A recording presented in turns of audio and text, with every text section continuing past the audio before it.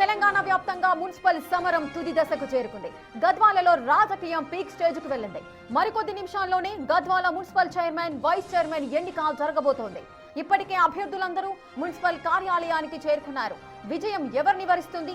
పీఠంపై జెండా ఎగరవేసేది ఎవరు?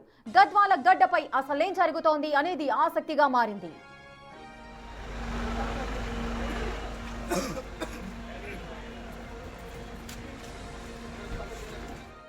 గద్వాలలోని తాజా పరిస్థితిపై మరింత సమాచారం మా ప్రతినిధి శంకర్ అందిస్తారు.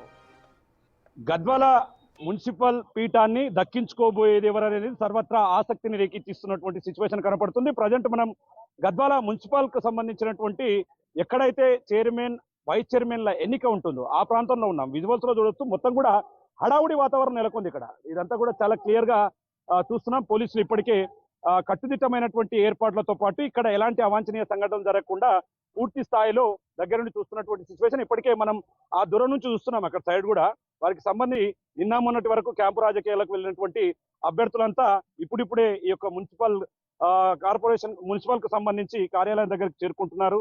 ఇక్కడ పూర్తిగా మరికొద్ది సేపట్లో వాళ్ళంతా కూడా లోపలికి వెళ్ళనున్నారు. అక్కడ చైర్మన్, వైస్ చైర్మన్ల ఎంపిక కూడా పూర్తిగా ఉంటుంది. మనం విజువల్స్ లో కూడా చాలా క్లియర్ గా చూస్తున్నాం. ఏం జరగబోతుంది? గద్వాల జిల్లాకు సంబంధించి మొత్తం 37 వార్డులకు గాను 19 వార్డులు మ్యాజిక్ ఫిగర్.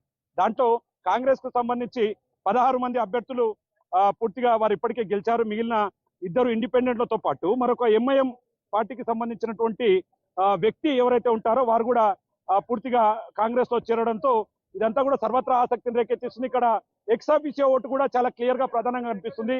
పోలీసులు భారీగా బందోబస్తు ఏర్పాటు చేశారు. క్యాంపు రాజకీయాలతో మల్లురవి కూడా పక్కనే ఉన్నాడు. మనం క్లియర్ గా విజువల్స్ లో చూడొచ్చు. మొత్తం కూడా కాంగ్రెస్ కు సంబంధించినటువంటి అభ్యర్థులంతా కూడా ఇప్పుడిప్పుడే చేరుకుంటున్నారు. మనం పూర్తి స్థాయిలో ఇదంతా కూడా సర్వ ఆసక్తిని రేకెత్తిస్తున్నటువంటి సిచ్యువేషన్ కనపడుతుంది.